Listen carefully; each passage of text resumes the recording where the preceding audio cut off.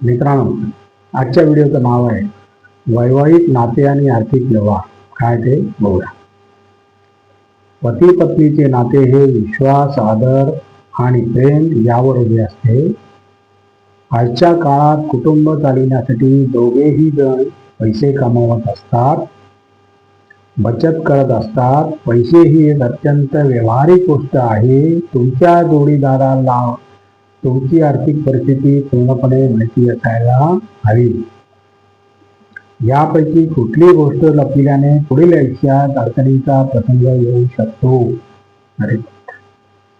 एकमेकांची आर्थिक परिस्थिती माहीत असल्याने जोडप्याला भविष्यातील खर्चासाठी नीट नियोजन करणे सोपे जाते.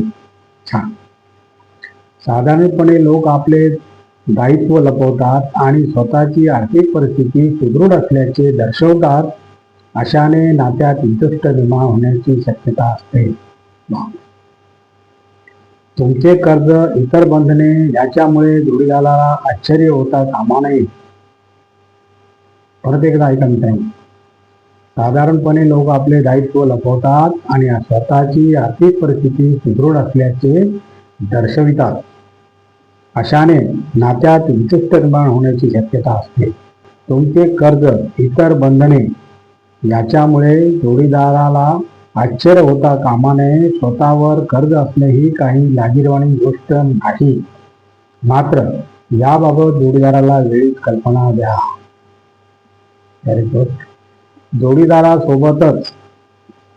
जोडीदारासोबत सर्व बँक खात्याचा तपशील शेअर केल्याने त्यांना कळते की आर्थिक व्यवहार कसे पसरलेले आहेत. तसेच जर तुमच्या जोडीदाराचे खाते नसेल तर तुम्ही त्याचे खाते उघडू शकता किंवा संयुक्त खाते उघडू शकता. अशाने दोघांना बचत आणि खर्च याचा अंदाज येईल. एकटे असताना तुम्ही गुंतवणूक सुरू केलेली नसेल किंवा फक्त परतावा देणाऱ्या विमा पॉलिसी घेतल्या असतील, लग्नानंतर तुम्हाला नीट गुंतवणूक सुरू केली पाहिजे, जेणेकरून भविष्यातील खर्चाची तरतूद होईल. तुम्ही जोखमीसाठी आयुर्विमा पॉलिसी किंवा आरोग्य विमा पॉलिसी घेऊ शकता. फारच छान. तुम्ही सावधपणे खर्च करीत असलात तरी तुमच्या जोडीदाराचे खर्च तुमच्यापेक्षा जास्त असू शकतात. दोघांनी मिळून पालन करावयाचे आर्थिक नियम घालणे किंवा बजेट करणे अशी कामे करणे सुज्ञपणाचे ठरेल.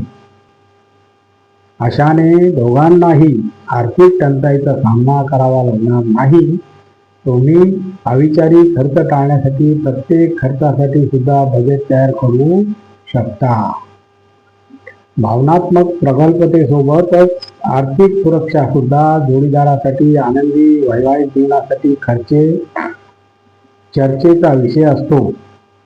भावनात्मक प्रगल्भतेसोबतच आर्थिक सुरक्षा सुद्धा जोडप्यांसाठी आनंदी वैवाहिक जीवनासाठी चर्चेचा विषय असतो, ज्याने अकारण भांडणे टाळली जाऊ शकतात. अरे वा.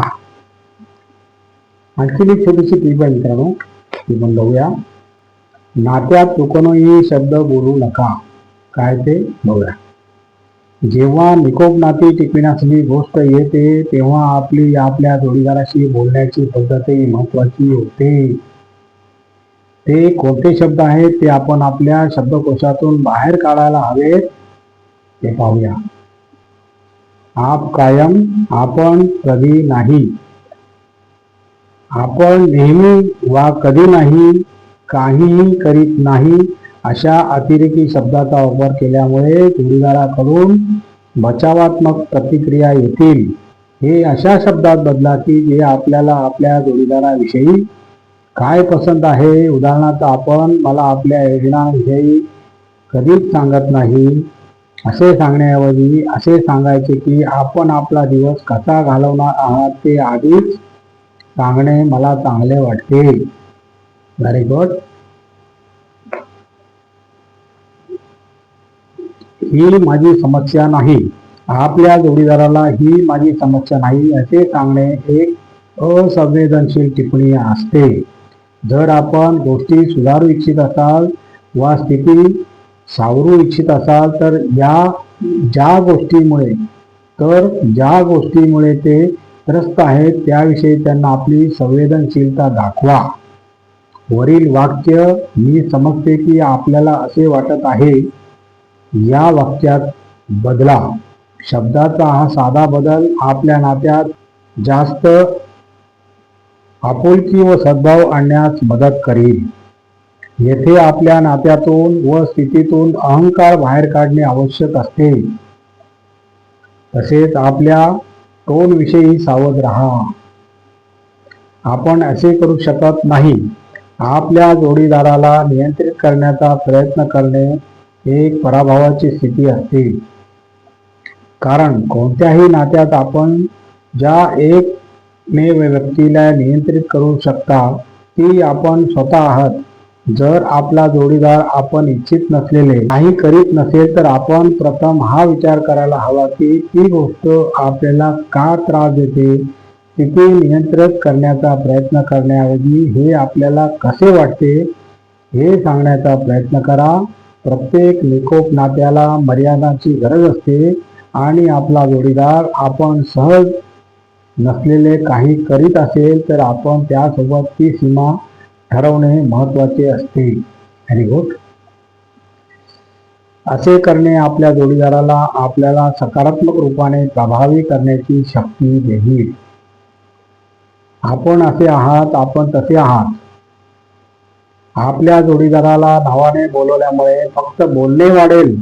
त्यातून आपण सांगितलेली कोणतीही उपयुक्त गोष्ट कमी होईल. नावाने बोलवल्यामुळे नात्यामध्ये दीर्घकालीन हानी होऊ शकते. जर आपण आपल्या नात्यामध्ये असलेली नकारात्मकता दूर करू इच्छित असाल तर रोज आपल्या जोडीदाराच्या एखाद्या चांगल्या गोष्टीवर लक्ष केंद्रित करा. लवकरच आपल्याकडे नात्याची आभारी होण्याची खूपशा गोष्टी असतील. आणि अशा प्रकारे मित्रांनो आजचा आपला व्हिडिओ संपलेला आहे. आणि तुम्हाला जर माझा व्हिडिओ आवडला तर लाईक करा, शेअर करा, सबस्क्राईब करा आणि कॉमेंट जरूर करा. नमस्कार. जय हिंद.